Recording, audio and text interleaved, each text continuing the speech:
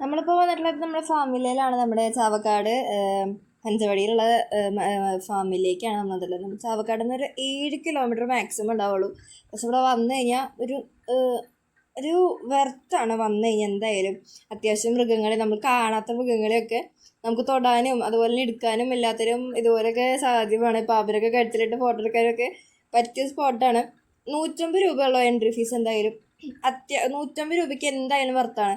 കാരണം വന്നു കഴിഞ്ഞാൽ കിളി തൊട്ട് പൂച്ച മുതൽ പൂച്ച, എലി, പിന്നെ ഹാംസ്റ്റർ, പിന്നെ ഇതുപോലുള്ള വെറൈറ്റി ആയിട്ടുള്ള കുറേ മൃഗങ്ങളൊക്കെ നമുക്കിവിടെ കാണാൻ പറ്റും കേട്ടോ.